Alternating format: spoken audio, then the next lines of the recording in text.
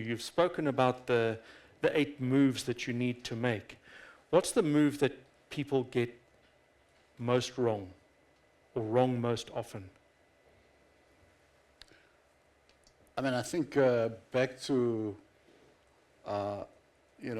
move number 2, which is my favorite, where I know you're going to ask me the question, but I'd rather answer the question now, where an outside world, if an American business or European business wanting to do business in Africa, make wrong assumptions to say what you're saying, that Africa is one homogeneous market that is the same language and all that.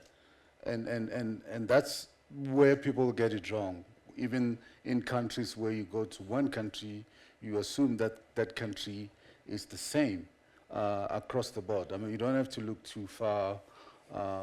Doing business in South Africa with the 9 or so provinces, you even have to, customize your approach in terms of language and savings and all that. I was talking to a friend of mine, a CEO of McDonald's, and I drove up to Limpopo, originally where I come from, and I went into McDonald's, and I saw. We actually sat down inside and get my double-hand burger with juice, and then, but the writing and the advertisement on the wall was written in Zulu, in Limpopo.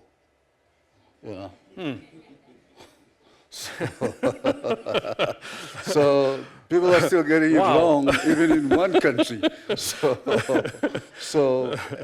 And that's what I see happens, where people's like, I'm in Kenya, I'm going to approach it this only one way, when there are probably 3 or 4 ways. I mean, you know this, Yep.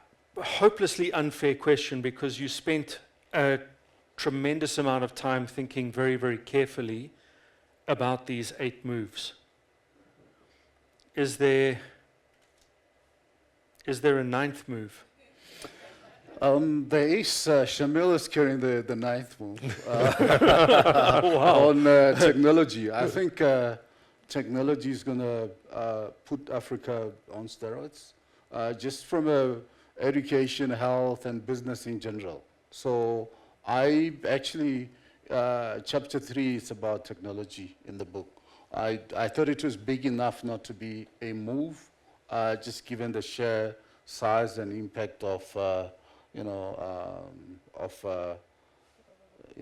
how technology impacts many aspects, many sectors.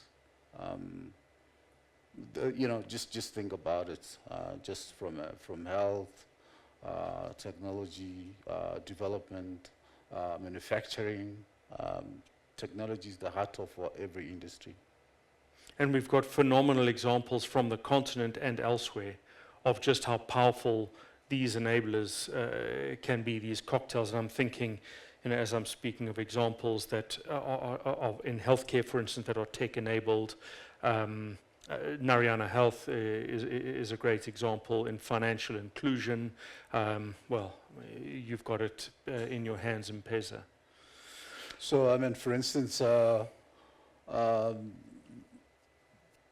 used to do what I call CEO breakfast, where I'll invite people like Shamil to talk to my team, just to open the blinkers in them, because if you in healthcare, eat healthcare, work healthcare, consume healthcare, you don't appreciate automobile industry, fast-moving consumer goods, or telco. When Shamil visited us, and also I interviewed him on Off the Clock, it was very clear that his business was more of a fintech than telco, just the way it crosses those 2 areas, and just to work out.